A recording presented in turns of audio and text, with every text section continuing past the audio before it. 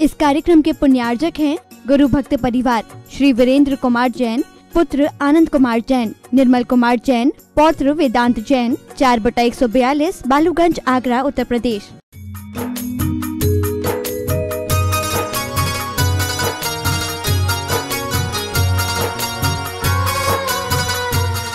जय बोलो देवादिदेव 1008 श्री भगवान महावीर स्वामी की जय जय जय। अहिंसा परमो धर्म की जय जय जय। परम पूज आचार्य गुरुवर श्री विद्यासागर जी महाराज की जय जय जय। गुणायतन प्रणेता शंका समाधान व भावना योग प्रवर्तक प्रखर वक्ता पूज मुनिवर श्री प्रमाण सागर जी महाराज की जय जय जय। एक पिता के 4 पुत्र थे। उसने अपने चारों बेटों को बुलाया और चारों को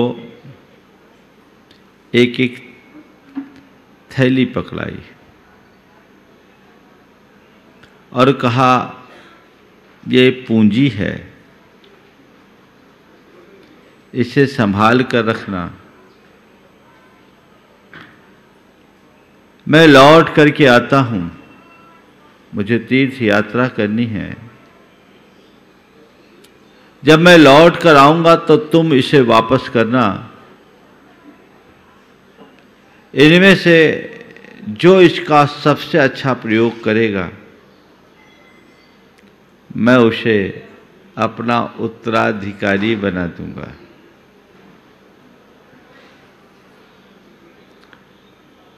चारों बेटों ने थैलियों को संभाला, देखा थैली में कुछ खास नहीं था, कुछ बीज थे और इन्हें साल भर संभालने की जिम्मेदारी थी।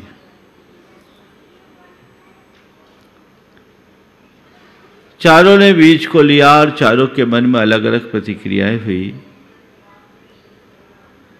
एक ने सोचा, ये बीज साधारण है, चाहे जहां मिल जाते हैं, कौन साल भर संभालेगा,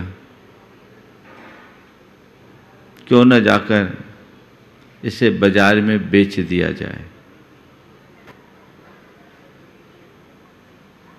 जब पिताजी आएंगे वापस खरीद करके वही बीज लौटा देंगे। दूसरा पितृभक्त था, उस थैली को पैक करके रख लिया, संभाल कर रख लिया कि ये बीज है, कीमती है, मुझे संभाल कर रखना है, जब पिताजी आएंगे तो उन्हें दे देंगे। तीसरा था, उसने बीज को संभाला भी, साथ में कुछ प्रिजर्वेटिव भी डाल दिया ताकि बीज घुन न जाए, जब पिताजी आए तो मेंटेन रहे। लेकिन चौथे ने अपने घर के पिछवाड़े में जो खाली जमीन थी उसे तैयार किया और उस जमीन को जोत कर उसमें वो बीज बो दिया। तय समय पर पिताजी आए, उन्होंने चारों बेटों को बुलाया और चारों से पूछा, हमारे बीज कहाँ हैं? एक जो आया बीज लेने के लिए गया, जो घर में अपने बीज को रखा था, वो जैसे ही बीज को उठाया, वो थैली का वजन ही खत्म हो गया, सारे बीज घुन चुके थे। पिता ने कहा, बेटे क्या हुआ? बोले, ये आपके बीज थे, सब घुन गए। बेटा, तूने व्यर्थ कर दिया। दूसरा गया, बाजार से बीज खरीद कर लाया, पिता के आगे कर दिया। पिता ने उन बीजों को देखा, कहा, बेटे ये वो बीज नहीं है जो मैं तुम्हें दे के गया था। पिताजी वैसे ही है बेटे, वैसे नहीं, मुझे वही बीज चाहिए थे। तूने उन बीजों का क्या किया? बोला मैंने उन्हें बेच दिया। बेटा तूने अनर्थ कर दिया। तीसरे बेटे को जब सामने उपस्थित, तीसरा बेटा सामने उपस्थित हुआ, पिता की थैली ज्यों की त्यों लौटाई। बीज ज्यों के त्यों थे, थोड़े पुराने पड़ गए थे। पिता को थोड़ा संतोष हुआ पर प्रसन्नता नहीं हुई। बोले बस तुमने क्या किया? बोले पिताजी मैंने पूरे प्रिजर्वेटिव मिला करके इसे सुरक्षित रखा, कुछ अर्थ है। पर चौथे बेटे से जब पिता ने पूछा मेरे बीज कहाँ है? बोला आओ पिताजी मैं आपको दिखाता हूँ बीज कहाँ है। वो घर के पीछे ले गया, दूर से ही उसकी सुगंध आने लगी और लहलहाती फसल दिखाई और कहा पिताजी ये है आपके बीज, आपने एक थैली भर बीज दिया था, मैंने इसे बेच दिया, यहाँ बो करके इस रूप में लगा दिया। पिता ने चौथे बेटे को अपने सीने से लगा दिया और कहा तूने बीज को सार्थक किया है। आज के संदर्भ में 4 बातें आप सबसे करूँगा। अर्थ, व्यर्थ, अनर्थ और परमार्थ। अर्थ, व्यर्थ, अनर्थ और परमार्थ, सबके साथ अर्थ लगा है। हमें ये जो जीवन मिला है, हम इस जीवन को पाकर के क्या कर रहे हैं? अर्थ का अर्थ है प्रयोजन, अर्थ का अर्थ है सार। अपने इस जीवन को पाकर हम क्या कर रहे हैं? जितना संचित लेकर आए उतना ही अर्जित करके जा रहे हो तो अर्थ है, अन्यथा जीवन व्यर्थ है। क्या कर रहे? कभी आप सोचते हो? कल मैंने कहा था योग का प्रयोग सीखिए। कितने पुण्यों से हमने ये सारे संयोग पाए, ये दुर्लभ मनुष्य जीवन हमें प्राप्त हुआ। हम इस जीवन का क्या लाभ ले रहे हैं? अपने अतीत जीवन की तरफ दृष्टिपात करके देखें। मेरे अब तक के जीवन का निष्कर्ष क्या है? मैंने धन पैसा जोड़ा, मैंने प्रतिष्ठा पाई, मैंने प्रभाव जमाया, मैंने अपनी एक पहचान बनाई, या इन सब के साथ मैंने अपने जीवन में सुख, शांति, संतुष्टि और आनंद को जगाया। क्या पाया? पुण्य के साथ मैंने जीवन पाया, पर अपने उस पुण्य को हमने किस में खपाया? ये बहुत ध्यान देने योग्य बात है। इतने पुण्य के योग से ये सब चीजें मैंने पाई जो दुनिया में अन्यत्र दुर्लभ है, अन्य लोगों को जो सुलभ नहीं है, वो सब मुझे प्राप्त हुआ। इसका मतलब हमारा ओपनिंग बैलेंस तो अच्छा है ना? संचित हम अच्छा लेकर आए हैं, पर क्या कर रहे हैं? जो लेकर आए हैं उसमें कुछ इजाफा या उसको मेंटेन कर रहे हैं कि उल्टा खर्च करते जा रहे हैं? क्या होगा? सब कुछ डेबिट होता जाएगा तो एक दिन क्या होगा? खलास हो जाओगे और क्या होगा? और यही तो होता आ रहा है। अपने मन से पूछना, जितना संचित करके आया हूं कम से कम उतना अर्जित कर रहा हूं या नहीं? बैलेंस शीट सबकी माइनस में है ना? जितना अर्जित करके आए उससे ज्यादा खर्चा हो रहा है, संचित करके आए उससे ज्यादा खर्चा हो रहा है, अर्जित तो है ही नहीं। जिसने इस मनुष्य जीवन को पाकर अच्छा कर्म किया उसके जीवन का ही कोई अर्थ है, अन्यथा सब व्यर्थ है। तुम्हें देखना है मैंने आखिर क्या किया, क्या होगा जीवन में। एक दिन हमारी कहानी यही होगी। अरे अभी थोड़ी देर पहले तो मेरे उससे बात हुई थी, बहुत अच्छा था, बातचीत कर रहा था, चला गया, यही होगी ना। तुमने जो जोड़ा वो छूट जाएगा। जिसके लिए अपने एक एक सांसें खपा रहे वो तुम्हारे साथ जाने वाली नहीं है। जो जोड़े जाने योग्य है, जो जुड़े रहने लायक है, उसकी तरफ दृष्टि रखो। वो तुम्हारा धन वैभव नहीं है, वो तुम्हारा गुण वैभव है, वह भी तुम्हारे साथ जुड़ना चाहिए। वो तुम्हारा पुण्य वैभव है, वह भी तुम्हारे साथ होना चाहिए।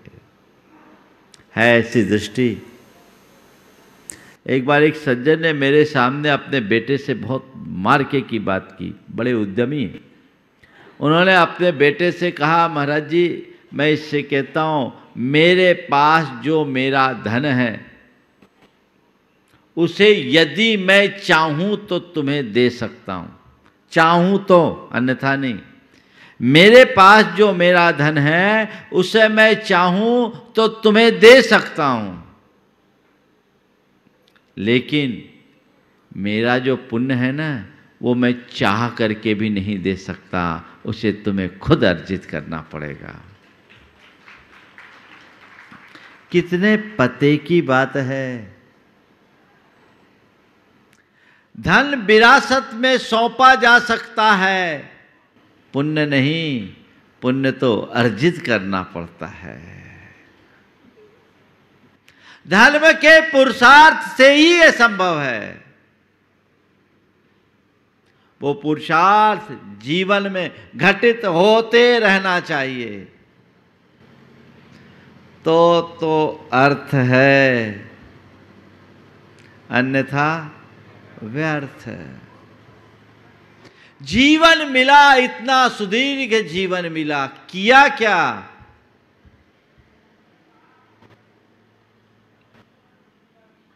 क्या किया? हर व्यक्ति को अपने मन से पूछने की जरूरत है। मैंने अपने जीवन में कुछ सार्थक घटित किया या सब कुछ व्यर्थ हुआ? ऐसे देखे तो हर व्यक्ति अपने आप को कृतार्थ महसूस करता है कि नहीं? हाँ, बहुत कुछ कर लिया। जब वो अपने कैरियर की शुरुआत करता है, सोचता है मेरा अच्छा व्यापार सेटल हो जाए, अच्छी जॉब लग जाए, शादी हो जाए, घर बस जाए, बच्चे हो जाए, अच्छा घर मकान बना ले, थोड़ी समाज में अपनी पहचान बन जाए, लोग वाग पूछने लगे और थोड़ा पावर आ जाए, हम अपने आप को कृतार्थ महसूस करते हैं। ऐसा ही करते हो ना? बोलो, हो गया मेरा जीवन सार्थक, धन्य। संत कहते हैं ये बात अधूरी है, ऐसा नहीं होना चाहिए, इससे और आगे बढ़कर सोचना चाहिए। ये तो केवल गोरख धंधा है, तुमने जो कुछ किया वो यहीं रह जाने वाला है, इसमें तुम्हारा पुण्य खपा है, जुड़ा नहीं। पुण्य के योग से अनुकूल संयोग मिले और उन अनुकूल संयोगों के परिणाम स्वरूप तुमने ये सब चीजें पाली, लेकिन उससे आगे क्या, ये विचारने की जरूरत है। जब मनुष्य के मन में इस तरह का विचार प्रकट होता है तभी वो अपने जीवन की सही राह पकड़ पाता है, उसकी दिशा बदलती है। अपने अंतरंग में ऐसा विचार जगाइए। जो जीवन का उद्धार कर सके। मेरे संपर्क में एक सज्जन है, बहुत बड़े कारोबारी, अति धनाढ्य व्यक्ति। उस व्यक्ति ने एक दिन आकर मुझसे कहा कि महाराज जी, आपका एक दिन मैंने प्रवचन धोखे से सुन लिया। जो उनके शब्द थे वो मैं बता रहा हूँ, धोखे से सुन लिया। कई बार धोखे से भी अच्छी बातें सुन लेने से वो जीवन में बहुत बड़ा बदलाव लाती है। उस सज्जन ने जो बात कही, मैंने कहा धोखे से मतलब क्या? बोले मेरी माँ रोज़ सुनती है आपको। एक दिन मैं बैठ गया तो आप कुछ बोल रहे थे और इसी तरह की बात कह रहे थे कि जीवन में अपना क्या है पहचानो, अपने लिए क्या किया सो जानो। महाराज जी, आपकी वो बात आप कुछ इस तरीके से कह रहे थे जैसे लग रहा था मेरे लिए ही कह रहे हैं। और मुझे लगा सच में मैंने अब तक जो कुछ भी किया वो अपने लिए कुछ किया ही नहीं, जो कुछ भी किया वो जड़ के लिए किया। महाराज, मेरे मन में बड़ी प्रेरणा जगी और तब से मैंने संकल्प ले लिया कि अब तक मैंने जो कुछ भी किया वो पैसा कमाने के लिए किया है, अब जो कुछ करूँगा वो पुण्य कमाने के लिए करूँगा। महाराज जी, मेरे मन में आय का 25% दान का संकल्प लिया और वो व्यक्ति बकायदा दे रहा है। दान का संकल्प लिया, 2 टाइम सामायिक कर रहा है वो व्यक्ति, पूजन करता है, स्वाध्याय करता है। जीवन समझ आ गई कि सार यही है, बाकी सब बेकार है। जीवन बदल गया। वो तो धोखे से सुना, तुम तो रोज सुनते हो, थोड़ा देखो कहाँ खड़े हो। उस दिन के बाद से वो कभी मिस नहीं करते। बोले महाराज जी, अब तो वो मज़ा आता है, आप जब बोलते हो, आपको सुनते हैं तो एक अलग आनंद की अनुभूति होती है। बंधुओं, सुनते सब कोई है, लेकिन जागता कोई बिरला है। जिसका भवितव्य होता है उसकी ही आत्मा जागती है, बाकी तो सोए रहते हैं। मेरा स्थान उन जागृत लोगों में होना चाहिए, उन जागृत लोगों में मेरा स्थान हो, ताकि मैं अपने जीवन का उत्थान कर सकूं। अपने अंदर विचार जगाइए, मैं क्या कर रहा हूं, अब तक जो कुछ मैंने किया वो कितना सार्थक है या व्यर्थ है। ये हमारी दृष्टि होनी चाहिए। तो जिसने उस झोली को ज्यों को त्यों रखा, घुन लग गया, सब सड़ गया, बीज सड़ गया, उसने उसे व्यर्थ किया। तुम लेकर आए, जितना लेकर आए उतने को वहीं के वहीं मेंटेन किए, कुछ नहीं किए, मेंटेन भी नहीं किए, बस रखे रहे, वो व्यर्थ है। बहुत सारे लोग हैं जो जीवन में प्राप्त अनुकूल संयोगों का उपयोग नहीं करते और उपभोग भी नहीं करते। जिंदगी भर जोड़ते और छोड़कर चले जाते हैं। क्या हुआ? व्यर्थ। व्यर्थ, कुछ नहीं कर नहीं सका। बहुत सारे लोग मेरे संपर्क में भी जिंदगी में बहुत इकट्ठा किया, छोड़ करके गए, व्यर्थ। तुम्हारे साथ भी कहीं ऐसा न हो। जीवन को व्यर्थ नहीं करना, कुछ करके जाना है। किसके लिए? बाहर के लिए नहीं, भीतर के लिए।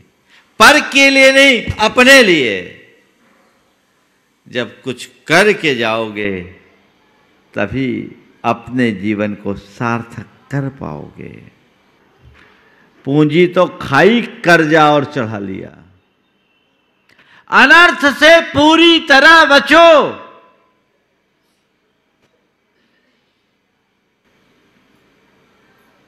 समझ गए? थोड़ा बहुत तुम लोग जो धर्म ध्यान कर रहे हो, ये थोड़ा अर्थ है, ज़्यादा उसमें बहुत उपलब्धि नहीं है, लेकिन ठीक है, मेंटेन है। लेकिन अनर्थ पाप में लग गए तो तुम्हारा बेड़ा गर्क है। हमने शास्त्रों में सुना है 2 चक्रवर्ती नरक भोग रहे अभी। क्यों? ये किसका कुफल? चक्रवर्ती, जिसे कोई साधारण आदमी भी नहीं बन सकता, जो चक्रवर्ती का पद, सलाका पुरुषों में प्रधान। ऐसा चक्रवर्ती भी अनर्थ किया, नरक में सड़ रहा है। तो फिर साधारण व्यक्तियों की क्या बिशात है? क्या पाप जीवन का अनर्थ है, उससे बचने का संकल्प लो। तुम धर्म करो न कर पाओ तो भी कोई बात नहीं, पर अधर्म करोगे तो तुम्हारी कहीं सुरक्षा नहीं। वो अनर्थ है, उस अनर्थ से बचना है, ये संकल्प अपने अंतरंग में जगाइए। मुझे अनर्थ से दूर रहना है। पर आजकल तो सब अनर्थ के ही काम है ना। वो बीज को बेच दिया, अपने लिए कुछ बचा ही नहीं सका। ये अनर्थ ही है जो जीवन में कोई उपलब्धि नहीं दे सकती। ऐसे अनर्थ से बचिए। मैं कोई अनर्थ अपने जीवन में नहीं होने दूंगा। जो मनुष्य धर्मी बन जाता है उसके जीवन में फिर अनर्थ घटित नहीं हो सकता।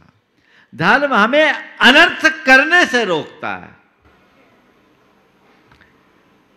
एक सामान्य व्यक्ति कोई भी कानून तोड़ना नहीं चाहता। तोड़ना चाहता है क्या? क्यों? कानून का डर है। जिस मनुष्य के हृदय में नागरिकता है वो कभी कानून का उल्लंघन नहीं करना चाहता, क्योंकि उसे कानून का डर है। तो जिस व्यक्ति के हृदय में नागरिकता होती है वो कानून के डर से कानून का उल्लंघन करना नहीं चाहता। जिस व्यक्ति के अंतस में धार्मिकता होती है वो पाप से डरता है और पाप करना नहीं चाहता।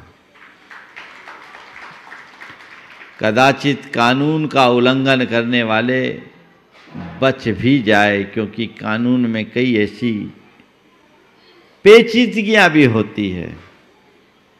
तो कदाचित कानून का उल्लंघन करना बच भी जाए,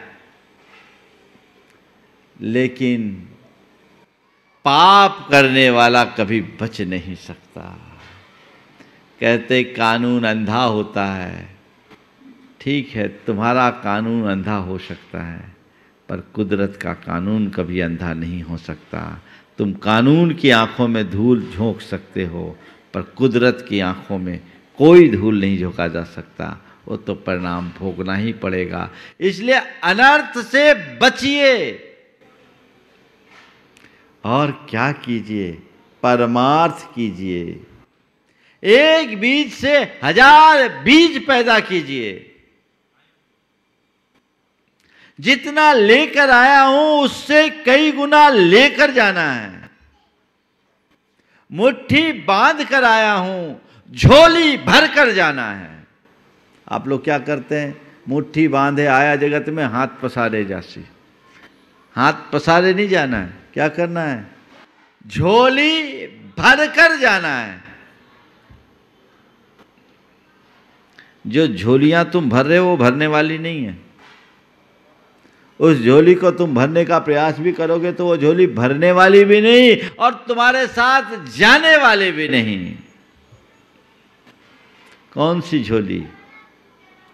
सत्कर्म की झोली, पुण्य की झोली। वो भरो, अपने अंतरंग में भरते चलो। जितना जोड़ सको जोड़ो और अपने जीवन को आगे बढ़ाओ। यही परमार्थ है और इसमें ही हमारे जीवन की उपलब्धि है।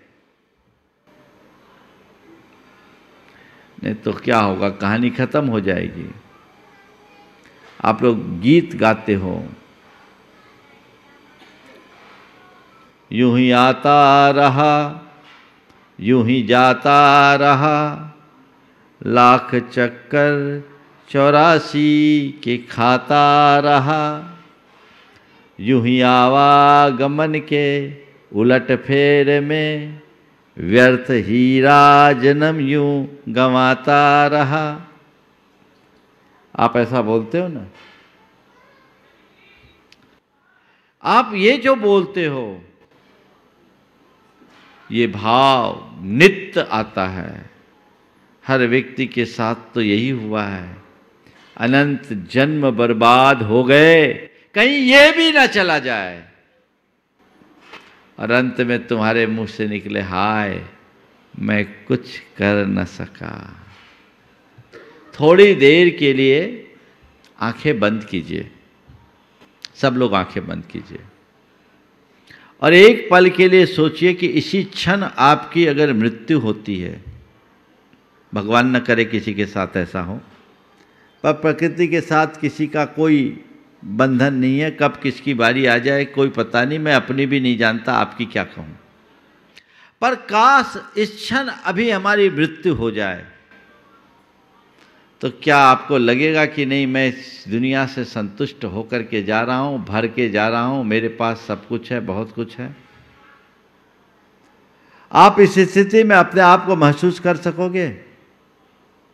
अंदर से क्या जवाब आ रहा है? देखो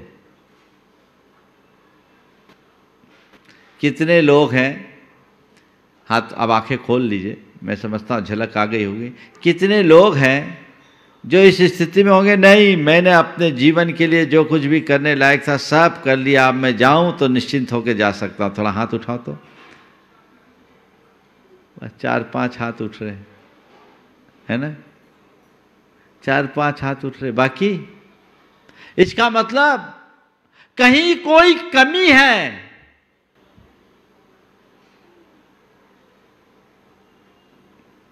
बस ये कमी नहीं रहनी चाहिए, इस कमी से अपने आप को बचाइए, तब हम अपने जीवन को आगे बढ़ा पाएंगे और कुछ अच्छा घटित कर सकेंगे। तो ये आना जाना लगा हुआ है, हमें अर्थ से परमार्थ की ओर बढ़ना है। तुम्हारी दृष्टि यदि परमार्थ की ओर हो जाए ना, तो व्यर्थ को भी अर्थ दे सकोगे, समझ गए? लेकिन जो अर्थ को ही व्यर्थ कर दे, उसके लिए हम क्या कहें? उसका जीवन यूं ही छिन्न भिन्न हो जाएगा। अपने आप को आगे बढ़ाइए। एक पिता के 4 पुत्र थे, दूसरे भी बताए देता हूँ, एक तो उदाहरण दिया ही, दूसरे दे देता हूँ। पिता ने के सामने चारों के बीच उत्तराधिकारी के चुनाव का सवाल था। पिता ने चारों को 5-5 हजार रुपये दिए और कहा, लो ये पूंजी है, इससे तुम लोगों को अपना व्यापार करना है, तुम लोगों को अपना व्यापार करना है, जिसकी कमाई होगी उसको मैं अपना उत्तराधिकारी बनाऊंगा। पहले ने सोचा इस महंगाई के ज़माने में 5,000 से क्या होता है, चलो भाग्य चल जाए तो ठीक है। उसने 5,000 सट्टे में लगा दिया, कहते हैं 1 के 80 हो जाएंगे, और दांव पे लगाया, हार गया, मुंह लटका के रह गया। दूसरे ने कहा, पिताजी ने कहा है अब क्या करूं, 5,000 से तो कुछ होता नहीं, इनको तो घर पे रखूं, हम नौकरी करके अपना काम चलाएं। उसने अपने पैसे को तो सुरक्षित रखा, खुद नौकरी में लग गया। तीसरा था, उसने किया एक छोटी सी परचून की दुकान खोल ली, गोली बिस्किट बेचने लगा। पर चौथा बहुत समझदार था, उसने उन पैसों को एक तरफ रखा और एक बड़े फर्म में कुछ दिन काम किया, काम सीखा, अनुभव पाया, उसके अंदर हुनर था और पिता की गुडविल उसके साथ थी। उस गुडविल के बल पर उसने अपना कारोबार शुरू किया। साल भर में उसका कारोबार शिखर पर पहुंच गया। समय पूरा होने पर पिता आए, चारों बेटों को बुलाया। पहला मुंह लटका करके बैठ खड़ा था। बोले क्या हुआ पिताजी? बोले क्या करूं पिताजी, मुहूर्त खराब था, आपने जो दिया मैं सट्टे में हार गया। पिता ने कहा तूने अनर्थ कर दिया, अनर्थ कर दिया, तू कुछ नहीं कर पाएगा। दूसरे से पूछा कहाँ है? बोले आपके पैसे मैंने जो कि तो रखे हैं, ये रखे हैं। बोले काम क्या किया इतने दिन? बोले मैं बस थोड़ी बहुत काम मजूरी करके अपना जीवन चलाया। पिता को ज़्यादा संतोष नहीं हुआ। बोला तूने ये अवसर व्यर्थ कर दिया, तू चाहता तो बहुत कुछ कर सकता था, लेकिन तूने इसे एक नौकरी तक सीमित कर दिया। तीसरे से पूछा, बोला क्या हाल है? बोले पूंजी बराबर है, आपने जितनी दी बराबर है। बोले किया क्या? बोले क्या कर सकता था 5,000 में? एक छोटी सी परचून की दुकान खोली और उससे अपना काम चलाया। बोला किया क्या, कमाया क्या? बोले कुछ नहीं, इतने दिन का खाना खुराक। पर चौथे से पूछा, बोले कहाँ है? बोले चलिए आपको दिखाता हूँ। उसने एक बड़ी सारी दुकान दिखाई जिसमें लाखों का माल भरा था, अनेक ग्राहक थे और कई कर्मचारी लगे थे। पिता ने पूछा ये क्या है? बोले बस आपकी ही दुकान है। तेरी दुकान ये कब से हो गई? बोले आपके आशीर्वाद से। बोले मैंने तो तुझे 5,000 रुपया ही दिया था, तूने इतनी बड़ी दुकान कहाँ से कर ली?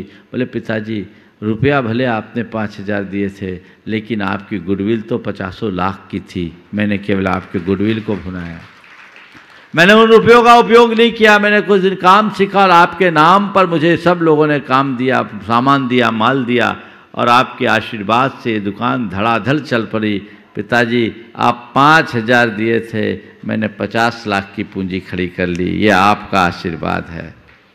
पिता ने उस बेटे को अपने छाती से लगा लिया, कहा तूने धन्य कर दिया, तू धन्य है। मैं आप सबसे पूछता हूँ, आपके अगर 4 बेटे हों तो आप भी किसको लाइक करोगे? पहले को तो कोई पसंद ही नहीं करेगा, सब चौथे को ही गले लगाएगा ना, है ना? थोड़ा देखो मैं कहाँ हूँ। पहले ने अनर्थ किया, दूसरे ने व्यर्थ किया और तीसरे ने खींच तान कर काम चलाया, थोड़ा अर्थ था। लेकिन जिसने उस जमा पूंजी को कई गुना बनाया उसने परमार्थ कर दिया। बस मेरा स्थान चौथे व्यक्ति में बने, चौथे बेटे में बने, ये हमारी कोशिश होनी चाहिए। पूंजी सबको मिली है बराबरी की, लेकिन उस पूंजी की अभिवृद्धि हम कितनी करते हैं ये उस पर निर्भर करता है। मैं उस जगह जाऊं, वैसा हम सोचने की कोशिश करते हैं तो वो हमारे जीवन के लिए एक अलग दिशा देते हैं, एक अलग ऊंचाई पर पहुंचाते हैं। हमें वैसा सोचने का निरंतर उपक्रम करना चाहिए कि मुझे अर्थ से परमार्थ की ओर बढ़ना है, अपने जीवन को व्यर्थ नहीं होने देना है, जीवन में कभी कोई अनर्थ नहीं होने देना है। ऐसी सोच मन में विकसित होगी, जो जो ऐसी सोच विकसित होगी त्यों त्यों जीवन हमारा उन्नत होगा, चाहे छोटे हों या बड़े। मैं सभी से ये कहना चाहूँगा, अपने जीवन के मूल्य को समझे, महत्व को समझे और उसे सही दिशा देने का सत्प्रयत्न करें। समय आप सबका हो गया है, इसलिए मैं यहीं पर विराम दे रहा हूँ। बोलिए परम पूज्य आचार्य गुरुवर श्री विद्यासागर जी महाराज की जय। बोलो देवादिदेव 1008 श्री भगवान महावीर स्वामी की जय जय जय। अहिंसा परमो धर्म की जय जय जय। परम पूज्य आचार्य गुरुवर श्री विद्यासागर जी महाराज की जय जय जय। गुणायतन प्रणीता संक समाधान व भावना योग प्रवर्तक प्रखर वक्ता पूज्य मुनिवर श्री प्रमाण सागर जी महाराज जी की। हमारा जीवन बहुत तेज गति से बीतता जा रहा है। जीवन में हमने बहुत सारी चीज़ें पाई भी है और बहुत सारी चीज़ें गंवाई भी है।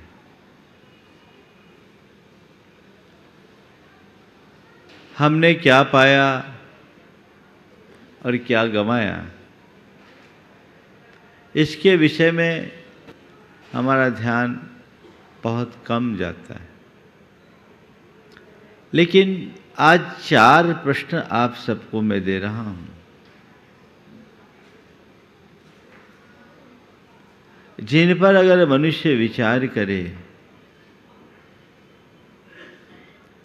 तो वह अपने जीवन के लिए बहुत कुछ पा सकता है। ये 4 सवाल है जो किसी गैर से नहीं खुद से पूछने के हैं। क्या मिला, क्यों मिला, कितना मिला और मेरा क्या। क्या मिला, क्यों मिला, कितना मिला और मेरा क्या। पहले सबसे पहले सवाल, क्या मिला। कभी सोचा मुझे क्या मिला? हाँ, मानव जन्म मिला। मिला? मानव जन्म ही नहीं मिला, स्वस्थ शरीर मिला। स्वस्थ शरीर ही नहीं मिला, अच्छी बुद्धि मिली। अच्छी बुद्धि ही नहीं मिली, अच्छा परिवार मिला। अच्छा परिवार ही नहीं मिला, अच्छा संस्कार मिला। और अच्छा संस्कार ही नहीं मिला, धन संपन्नता भी मिली। कभी लगता है कि मैं दुनिया के तमाम भाग्यशाली लोगों में एक हूँ? कभी लगता है? लगता है? हाँ? मुझसे एक बार किसी ने कहा, महाराज जी, वो ज्योतिषी था, मेरे माथे पे एक रेखा उभरती है, चांद जैसी दिखती है, त्रिशूल जैसे, उसको देखा। बोला, महाराज जी, आप जैसे बड़े भाग्यशाली लोगों के मस्तक पर यह उभरता है। हमने कहा, भैया तुमसे हमें भाग्यशाली होने का प्रमाण चाहिए नहीं, मैं तो अपने आप को दुनिया का सबसे सौभाग्यशाली मानता हूँ, क्योंकि रत्नत्रयधारियों में मैं अपना स्थान बनाया हूँ। जिसने रत्नत्रयधारियों के मध्य अपना स्थान बना लिया, उससे बड़ा भागी और बड़ा भागी इस संसार में कोई नहीं है। सवाल आकलन का है। तुमने जो कुछ भी पाया है, क्या मिला है, उसका आकलन करो। जीवन में ढेर सारी उपलब्धियां हैं, भौतिक भी और आंतरिक भी, पर जो ये भौतिक उपलब्धियां, अभी केवल मैं उसकी चर्चा कर रहा हूं। ये सारे योग हैं जो बहुत दुर्लभता से प्राप्त हैं। अभी जो देखोगे तो जो हमारे पास है औरों की अपेक्षा बहुत है, पर कभी ऐसा लगता है कि मैं वाकई में बड़ा लकी हूं, मेरे पास, मैं इस धरती का सबसे बड़ा शहंशाह हूं? लगता है? शायद नहीं। दुनिया में जो शहंशाह है ना, वो भी अपने अंदर कोई ना कोई कमी महसूस करते हैं और भिखारी बन जाते हैं। भिखारी वो नहीं जिसके पास अभाव है, अपितु वो है जिसे अभाव खलता हो। भिखारी वो नहीं जिसके पास कमियां हों, भिखारी वो है जिसे कमी खटकती हो। थोड़ा सा गहराई से समझने की कोशिश करो, अपने अंदर उतर कर देखो तो तुम अपने आप में परिपूर्ण हो, कहीं कोई कमी नहीं, लेकिन उसका एहसास ही नहीं। तुम उसे कभी नहीं देखते जो तुम्हारे पास है, तुम सदैव उधर भागते हो जो दूसरों के पास है। मुझे जो मिला, क्या मिला, ये देखो। बहुत कुछ है कि नहीं है? हाँ? और एक बात ध्यान रखना, जिसके पास भी बहुत कुछ है, अगर सब कुछ देखो तो सब कुछ किसी के पास नहीं है। किसी के पास कुछ मिलेगा, किसी के पास कुछ मिलेगा, किसी के पास बहुत कुछ मिलेगा, पर सब कुछ सब कुछ वही पाता है जो अपने साथ जुड़े हुए बहुत कुछ से मुंह मोड़ता है। सब कुछ तो प्रभु के पास है। जिनने बहुत कुछ छोड़ा, चक्रवर्ती जैसा वैभव छोड़ दिया, तो देखा जाए तो बहुत कुछ है। और ये ऐसे नहीं मिला। कैसे मिला पता है आपको? कैसे मिला? क्या हुआ? ये सब चीजें आपके जीवन से जुड़ी है। क्यों जुड़ी? किसी की कृपा से, किसी ने खैरात में दे दिया। क्यों मिला तुम्हारे लिए ये सब चीजें, जो उपलब्धियां हैं, जो सारी संयोग तुम्हारे अनुकूल तुमसे जुड़े हैं, वो क्यों मिले? क्या हुआ? उत्तर मिल रहा है? क्या उत्तर है? बोलिए थोड़ा, मैं भी सुनूं। इतने दिन से तो आप लोग प्रवचन सुन रहे हो। हाँ, क्यों मिला? बोलो थोड़ा जोर से तो बोलो। पुण्य करने से मिला है ना? तो पुण्य करने से मिला है, इसका एहसास है? तो पुण्य करने से तो मिला, लेकिन क्या पाप करने को मिला है? किसके लिए मिला? पुण्य के योग से तुम्हें मिला है, इसमें कोई संशय नहीं। भाग्यशाली हो तुम। लेकिन पुण्य के योग से मिला है, पर पाप करने के लिए तो नहीं मिला। किसके लिए मिला? हाँ, पुण्य करने के लिए मिला है। और कर क्या रहे हो? हाँ, क्या कर रहे हो? थोड़ा जोर से तो बोलो। बिल्कुल, और निष्फिकर होकर कर रहे हैं। क्यों? क्योंकि मेरे लिए कर्म सिद्धांत अपनी व्यवस्था बदल देगा, ऐसा है। कितनी बड़ी कमजोरी है हमारी। मनुष्य अपने मोह माया की आसक्ति में पड़ करके जान करके भी अनजान बन जाता है, और उसे जो कुछ हासिल करना उससे भी वंचित हो जाता है। पुण्य के नियोग से यह सब चीज तुमने पाई है, तो इसका प्रयोग पाप में मत करो। पुण्य की कमाई को पुण्य में लगाओ, पाप में लगाने से बचो। क्या मिला? क्यों मिला? पुण्य के उदय से मिला है, और पुण्य करने के लिए मिला है। किसके लिए मिला है? समझ गए? पुण्य करने के लिए मिला है, तो करो। तुम्हारे पास एक अवसर है, उस अवसर का उपयोग करो। अगर उसके विरुद्ध कुछ करोगे तो मामला गड़बड़ाएगा ना? गड़बड़ाएगा कि नहीं गड़बड़ाएगा? जिस पुण्य की कृपा से तुमने यह सब कुछ पाया, यदि उस पुण्य को ही गंवा दोगे तो हासिल कुछ भी नहीं होगा। केवल हर व्यक्ति को केवल एक बात सोचना है कि मैं पुण्य कमा रहा हूं या पुण्य खपा रहा हूं। क्या कर रहे हो?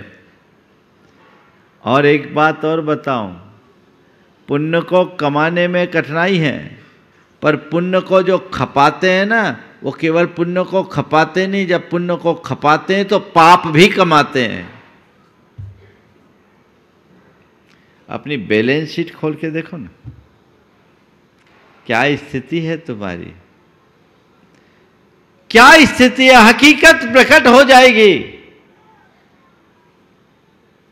तो जो मैंने सारे संयोग पाए हैं, उनका मैं प्रयोग कैसा कर रहा हूं। पाप में या पुण्य में। बार बार ये सारे संयोग नहीं मिलने वाले। बहुत दुर्लभता से हमने ये सब चीज़ें पाई हैं।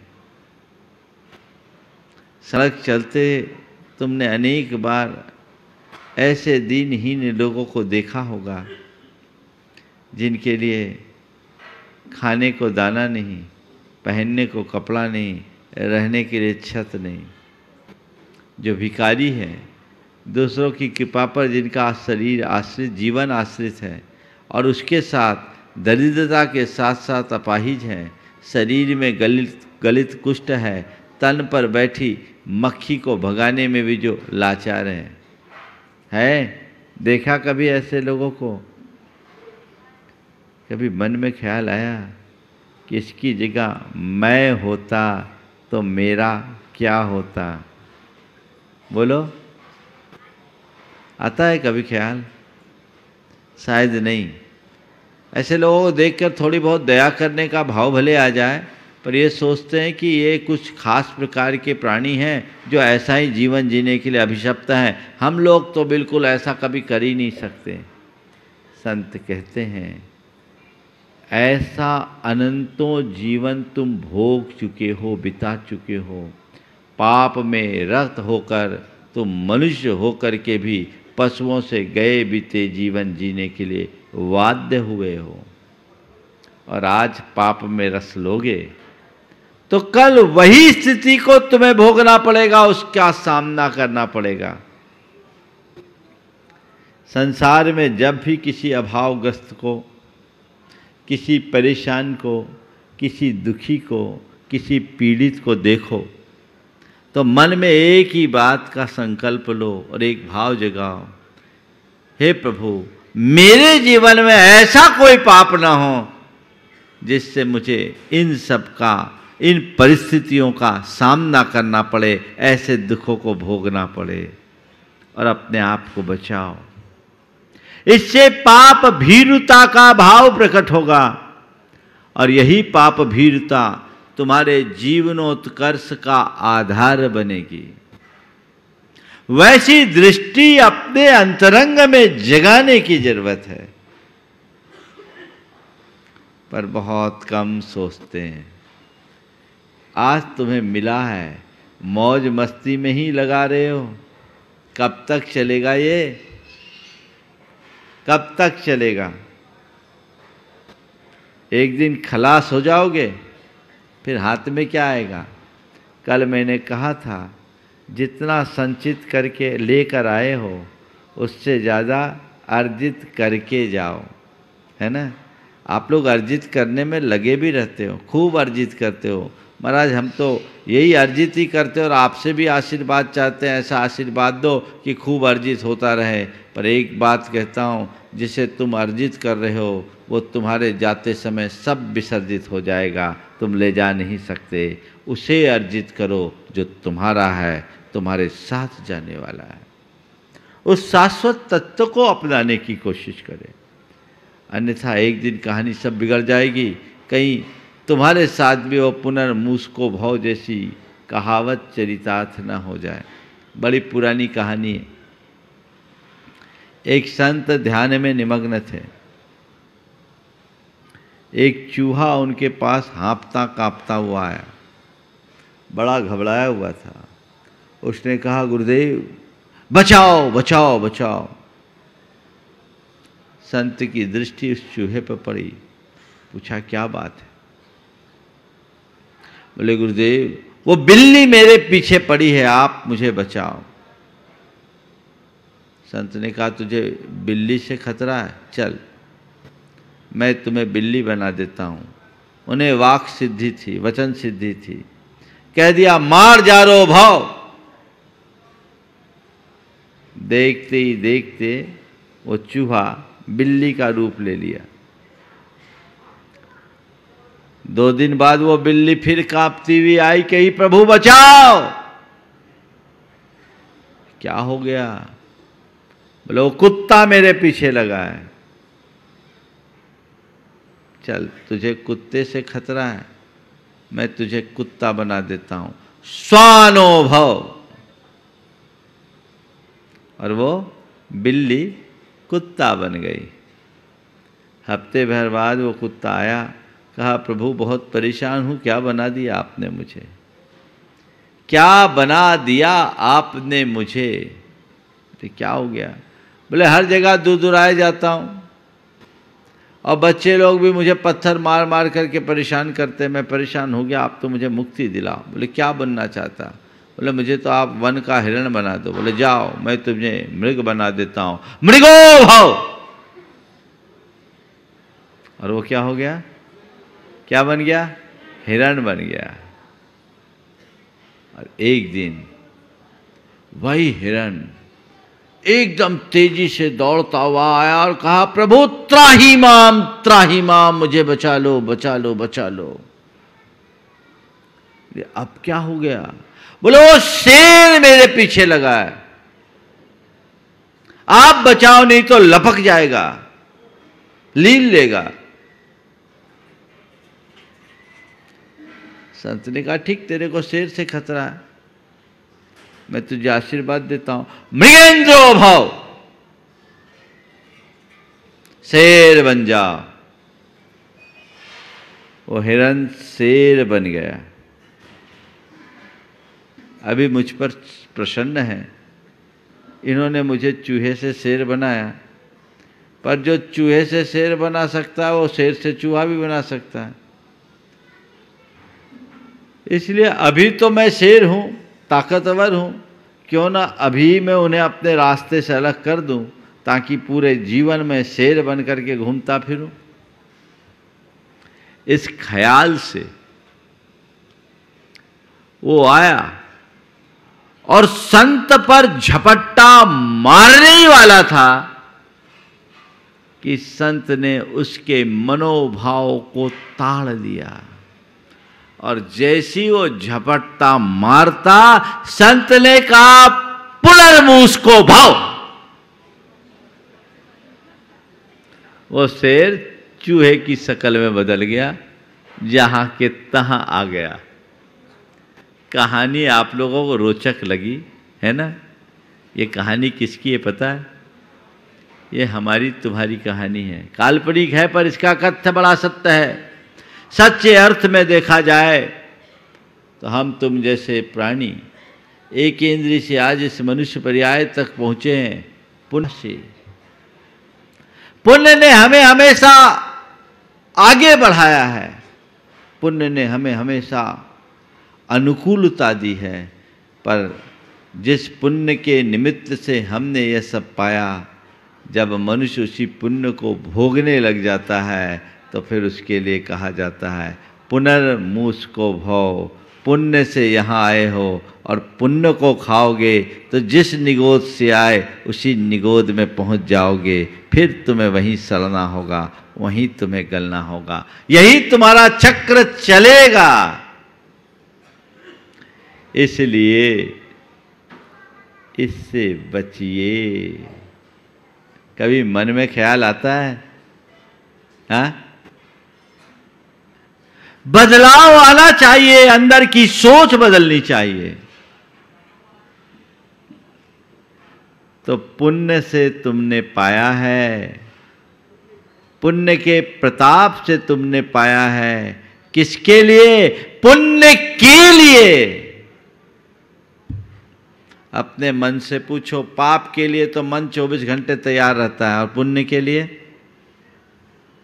बोलो। अच्छे कर्म के, बुरे कर्मों के प्रति तुम्हारे मन में जैसी अभिरुचि और उत्साह होता है, क्या अच्छे कर्मों के प्रति वैसा उत्साह और वैसी रुचि है? और है भी तो कितनी देर? 1 घंटे की पूजा करोगे तो 3 बार घड़ी देखोगे। 3 घंटे की मूवी में कुछ देखते हो? बोलो हाँ? कैसी विडंबना है। पाप रुचि मनुष्य की स्वाभाविक होती है, और उस पाप रुचि को पुण्य रुचि में बदलना ही हमारा पुरुषार्थ कहलाता है। बात केवल इतनी सी समझने की है कि जितने भी अनुकूल संयोग है वह सब तुम्हारे पूर्व तब जन पुण्य का सुफल है। इसे भोगो मत, इसे सुरक्षित करो। पुण्य के भोग में पाप बंधता है और पुण्य के फल के त्याग में पुण्य बढ़ता है। तय तुम्हें करना है, हमें क्या करना है। पुण्य के भोग में आकुलता है, पुण्य के भोग में आकुलता है और पुण्य के फल के त्याग में शांति। तय करो क्या करना है।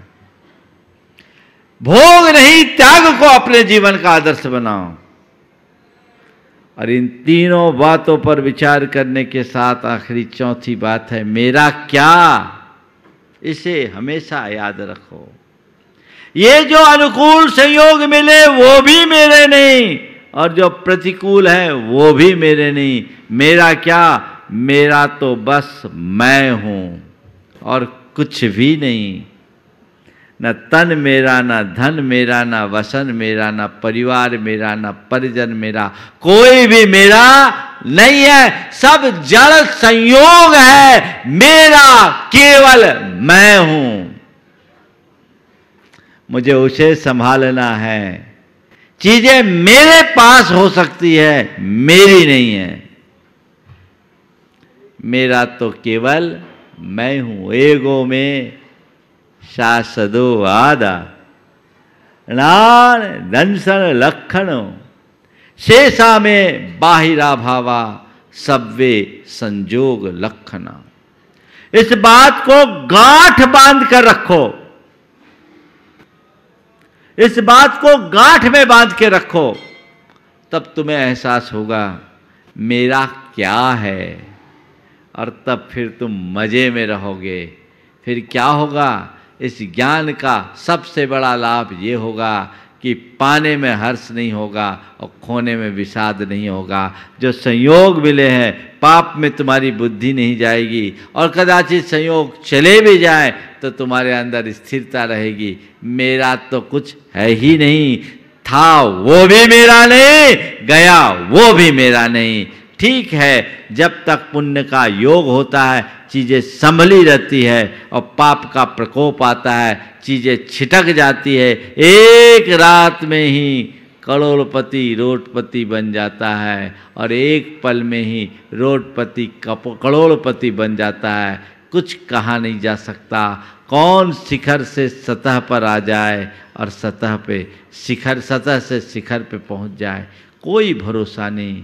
कब किसकी लॉटरी खुले और कब किसकी लुटिया डूबे, ये तो सब माया का जंजाल है। इस वास्तविक सत्य को जो अंदर से स्वीकार लेता है वो हर पल प्रसन्न रहता है, उसके जीवन में स्थिरता रहती है और वही सच्चे आनंद की अनुभूति कर पाता है। ऐसी आनंदानुभूति हो, हमारा जीवन उस अनुरूप बने, उस क्रम में हम आगे बढ़ें तो हम अपने जीवन को धन्य कर सकेंगे।